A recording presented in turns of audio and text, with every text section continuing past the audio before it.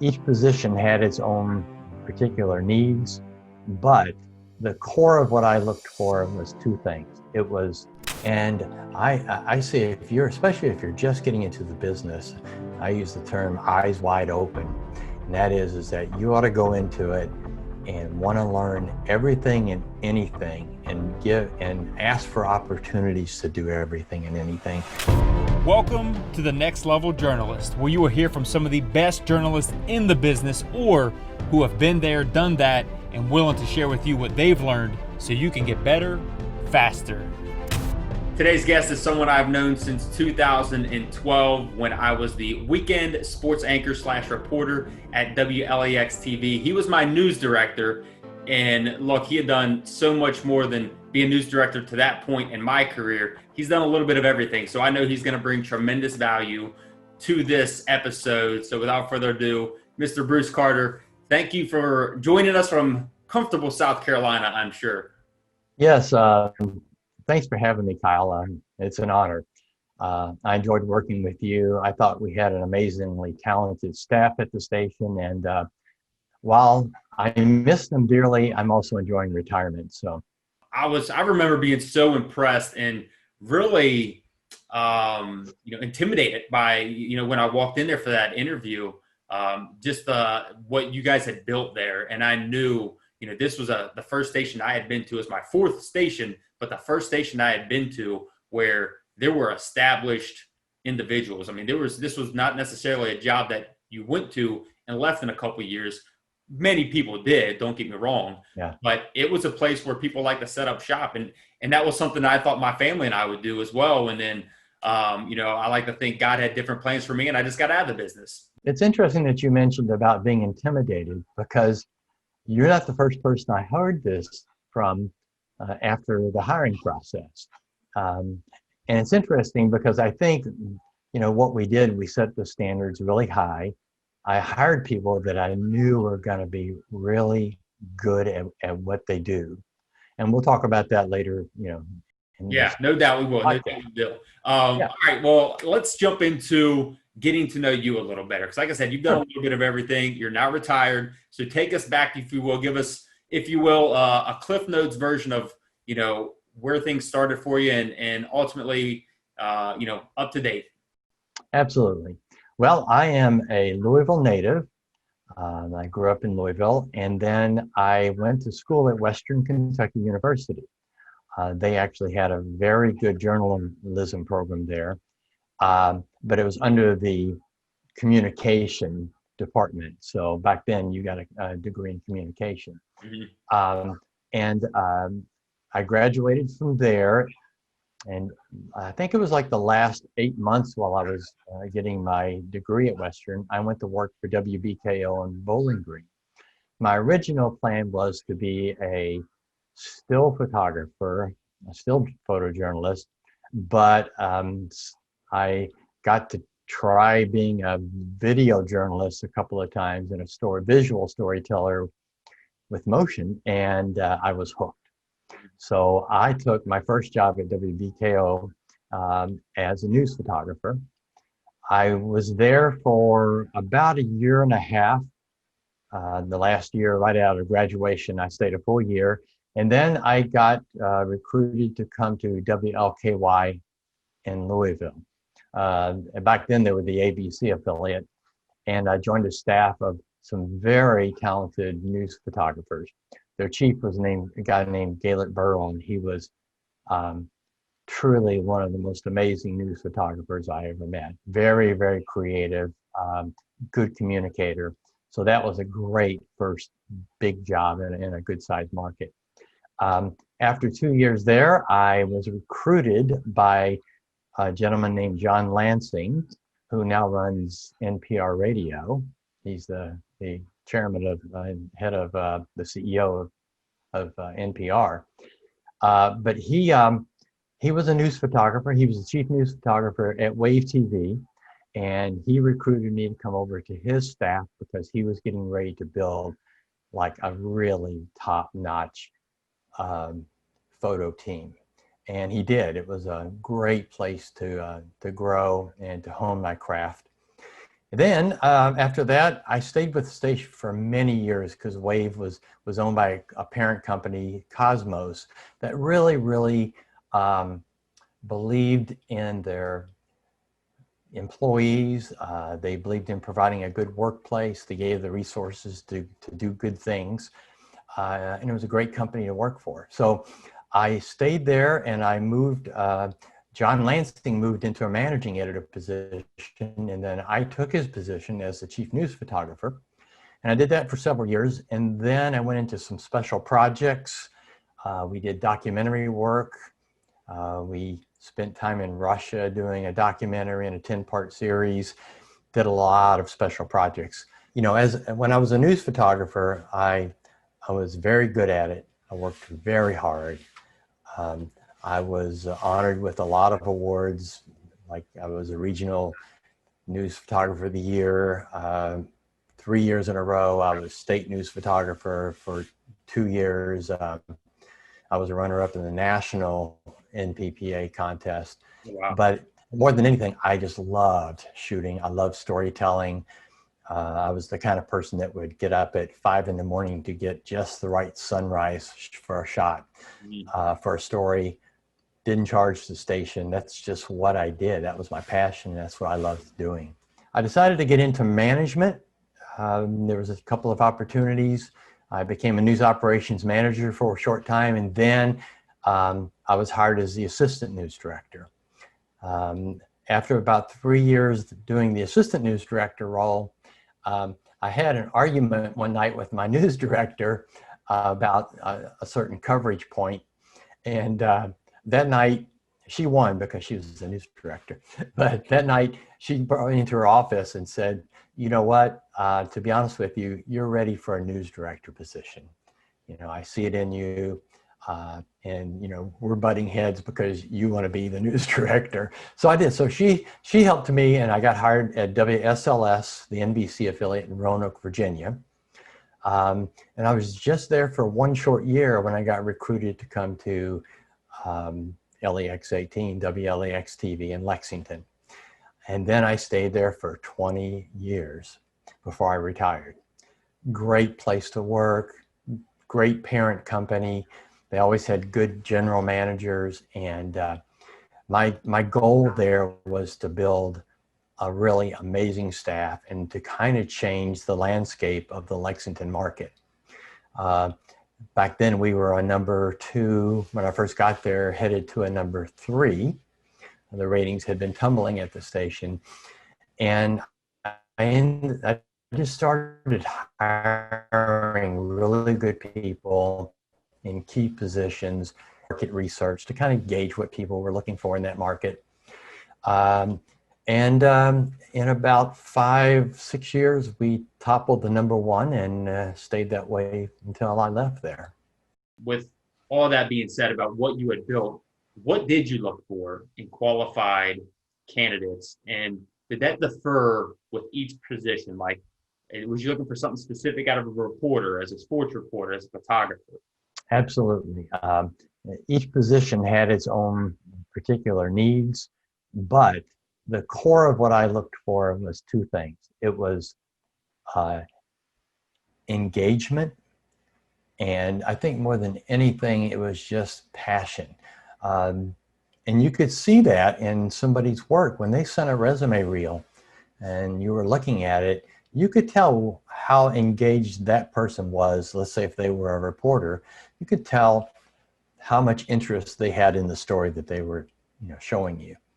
And then when you got to the in-person interview or even the phone interview, you could, I think I had a really good gauge of what people would say and not say to understand whether they were truly engaged in what they were doing, whether they liked doing that job. I mean, some people would go into the television news business just to be on TV. Mm-hmm. Some people went on it because they loved to storytell and they wanted to be part of that. So, that's what I look for more than anything, is how engaged they were and how passionate they were about what they were doing. Then you get down to the nitty gritty of, does this person, if you're looking for a a sports anchor, how much experience do they have? How well do they handle when things go wrong on air and those kind of things? But more than anything, it's just between the passion, the engagement, and the character of the person. It was actually pretty easy to start picking really, really good candidates. Yeah, that's great stuff. So when you were looking at resume tapes or reels or links as they are now today, and you said you could tell if they were engaged and if they were really passionate about it. How long? Because I've heard news directors or at least people say you get like 15 seconds and they know whether or not they're going to continue to watch your tape or whatnot. How long did you really spend in looking at reels? Did you know immediately, or I'm sure everyone was different, but was there kind of an average number and how much time you spent on each link? Yes, sadly, I gave people more time than 15 seconds because I think they deserve it. But you could usually tell within the first minute whether or not they had, I hate to use the term the it factor, but sure, did they have what I was looking for that would be a good match for our station? Were there particular things? Was there, something about a resume tape that you looked for, or did it just have to jump off the screen to you, or again, was it just? Well, like for example, with anchors and reporters, it's generally the first thing you see is a montage of their work, of their stand-ups.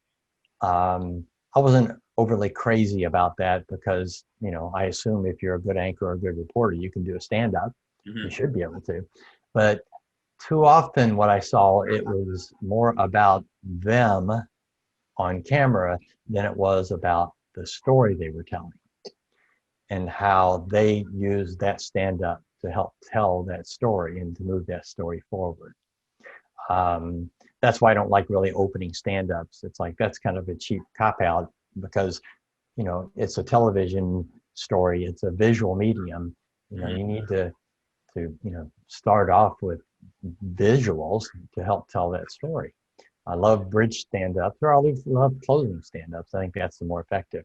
But really, you can just, if it's just a series of stand-ups where they all look the same and they sounded the same and they weren't engaged with showing me or walking me and talking to me or being demonstrative and showing me something, I lost interest pretty quick.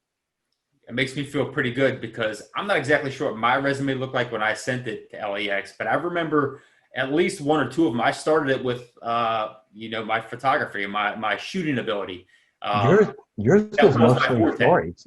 Yeah, most of what you showed were stories, video you had shot and stories that you had covered. So that makes me feel pretty good, knowing that, I guess I did the right thing. I mean, I landed there, so that's good. Yeah. I mean, obviously every news director is different, but how did you build up kind of your criteria? Was that something that other people taught you, or is that just something that you kind of built up, like, this is what I'm looking for, or this is what I was told to look for? How did that work? Or how does it work for news directors when they go through that process? Well, the one blessing I had is actually being a chief news photographer was that I was responsible for a staff of 16 photographers, and I think it was either 5 or 6 full-time editors. So I was able to make my mistakes hiring those people initially, just trying to figure out what makes a good news photographer and what questions to ask or whatever. And I did that for many, many years. So by the time I got to being a news director, I sort of knew the right questions to ask. More than anything, whenever I brought somebody in, I just let them do a lot of the talking. I didn't ask questions like, where do you want to be in the next 5 years? I hated those kinds of questions. I would just want to get to know them and have them talk to me about their work and what they like, what their challenges are.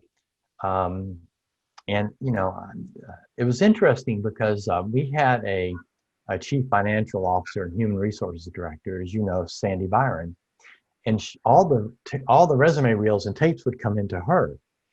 And for a while, she was asking those questions like, what do you look for in talent? So I was explaining it to her. And then she was starting to watch the tapes when they came in as she was screening them to put them in the HR, system. Mhm. And she actually got pretty good at picking out candidates. Like I would go through the list and I would pick my top three.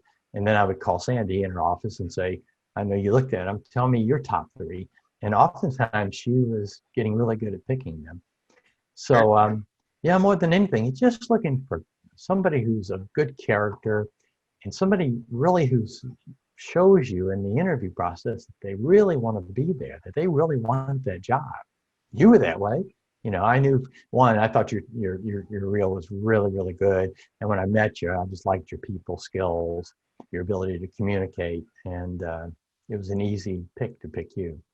Well, I appreciate that, and it's awesome to hear that behind the scenes process that you went through. And I'm sure every station's a little bit different, but I mean, I just feel like that Absolutely. like that people, especially aspiring journalists, or even like I said, I was in the game and I didn't realize it was that in depth of a process, and that's I think valuable information. So with all that said, what would you tell an aspiring journalist? Some insights about, hey, try to do this, more of this, less of that, or even, not even aspiring journalists, journalists maybe that don't have a mentor, to do more of this and less of that. Oftentimes you'll find, young journalists who have just gotten into the business, or even if they're a news editor, tape editor, or now video clip editor, any position, producer position, you'll find people who oftentimes just want to stay pigeonholed doing that. And I say, especially if you're just getting into the business, I use the term eyes wide open. And that is that you ought to go into it and want to learn everything and anything and give and ask for opportunities to do everything and anything within a TV station. Because you may go in as a news editor and realize that, I could do what that person's doing on air. I've got a degree in journalism. I would like to do that. And, I would, if I have somebody who comes up to me and says, I'd like to be given some opportunities, by gosh, we'll give it to them. Whatever they want to try, most of the time they'll succeed because that's what they want to try. So I think, keep your eyes wide open. Read everything and anything you can. If you're still in college, get your hands on anything, any kind of reading material. I mean, if it's online, if it's books, you name it. And if you listen to podcasts, about history and literature and current events, just everything and anything will just make you a more well-rounded journalist and a better educated person. It's a career field where you really need to be pretty educated in a lot of different aspects of life. So I recommend that. And most importantly, if you're going to become a producer or an anchor or a reporter, hone your writing skills. Write yourself to death while you're in college and even when you get into the business, because you're going to learn a whole new writing skill set that is just write. And also, please spell check. I don't know. It just seems like I was always a stickler for correct punctuation and correct spelling. And to this day, I was talking to my former assistant news director, Kathy Stone, who's in Nashville, and I send her stuff all the time showing typos that are on the air from CNN or MSNBC or Fox or whatever, because you see a lot of them these days. And it just drives me crazy. And I think, as journalists, we lose credibility if we can't even spell a word on the air. And sometimes it's just because somebody's in a hurry typing, but check and spell check and then check it again. That's great stuff. Bruce, how did you develop your skills? I mean, you mentioned before about, when you're a photographer, you get up early just to get the sunset. Were there certain practices, and you can talk about being a photographer or whatever you want to in this given question, but how did you develop the skills that got you, from, being a photographer all the way to the top of the newsroom as a news director? How did you develop those skills? Well, I think, as I said earlier, eyes wide open. I did everything and anything. I mean, back my first job, not only did we have to go out and shoot, and this was back in the days of film, the last 2 years of the film part of the business, we had to shoot it, we had to bring it back, we had to process it in the film processor, then we had to edit it. Sometimes we had to go up to the film chain and run the film chain. So you just learn, you learn what everybody does within a TV station. And I've seen that with other people, that they'll do that within a news department. They'll come in and they'll start out in a certain position, but they want to be given those opportunities. I would go from station to station, in terms of within a newsroom environment, and just see what other people are doing and learn what they're doing. Because, for example, if you have a good idea of what a reporter does and what their day in and day out job responsibilities are, then if you're an editor, you're going to have an understanding when they come back in the field of what their needs are. And obviously it's all about communication with each other. I highly recommend people communicate with their managers. Oftentimes you'll hire people and they are very shy about going up and talking to their managers. But that's, probably the worst thing you can do. The best thing to do is have a nice open line of communication with your managers or with a manager, because one, they can help mentor you, and two, if you got a problem, you need to bring it to their attention, because they may not even be aware of it. Is there anything in particular you think separates, which might be plenty, the great from the good? I mean, it's a clear difference between, who's got it and who doesn't. But, there might be some who just get complacent with good and can't get to great. Is there anything that you think separates, those two, the great and the good journalists, or great and the good photographers, or fill in the blank? Work ethic, the desire to excel, and to really, just hone your craft. And also, like I said earlier, about communication and interaction with your fellow workers. I remember one time we had a great, big, huge breaking news story in the newsroom, and we were just so slammed. It was a severe storm day, and we had all kinds of damage going on in the community. And we were trying to get a bunch of feeds into the newsroom, and everybody in the sports department jumped up, and they were helping, and they were running stuff around. They were, taking in feeds from the remote crews. And it just warmed my heart that there are people like that in a newsroom. But that, it's more than anything, it's just wanting, within your personal self, make sure that that's where you want to be and what you want to do. If you're, let's say you take a job as a news reporter, and after 6 months to a year, you're just not happy with doing that, don't continue doing it. Get out of the business and go do something you want to do. Mm-hmm. But those that engage in their work, they're good storytellers. If you're a reporter or a photographer or an editor, you know how to tell a story with the topic you're covering. You don't go shoot meeting video to cover your story. You actually go out of the meeting and profile individuals that are being affected by this topic or issue.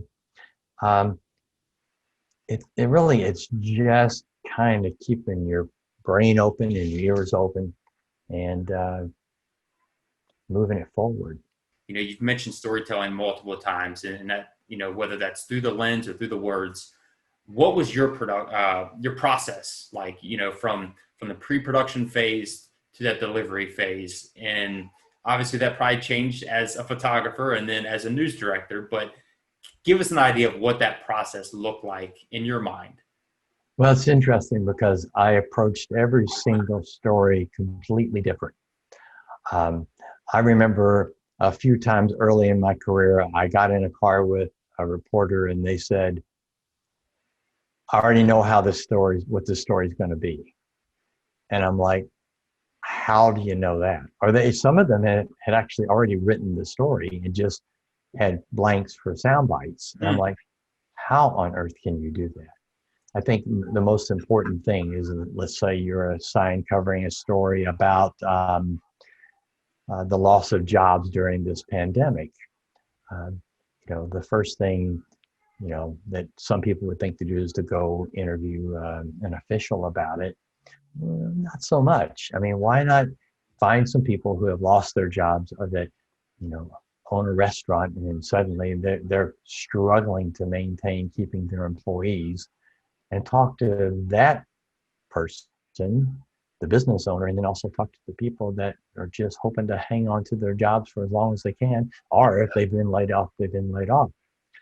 I never ever pre-wrote a story or pre-visualized the story, but what I would constantly do while out in the field is I was just making video clips in my head. Okay, I got some really strong sound here. This would make a great way to capture the audience, the viewer watching it, by opening the story with this. Um, so, it was kind of like you just kind of mentally built it as you went along. And then I used to always work with reporters where I would sit down with them, and as they were writing it, I would provide some input, or I would actually sometimes, if I had a finished script, would kind of go back and say, I think it'd be better if we did this because I got this visual to put in here. And I had the kind of skill sets that were, reporters would listen to me because they trusted me and I trusted them. So, we mainly kind of built it as a team. Same thing with editors. I mean, if an editor sees your work all the time, they finally start getting into what the rhythm of your storytelling is. They kind of know what you're going to want with an establishing shot, a medium shot, and a close-up. They kind of know how you sequence. I was big into sequencing for stories. I think it moves the viewer along visually, so it helps them better stay with the story and follow the story. You're very good at that. You're a very good storyteller.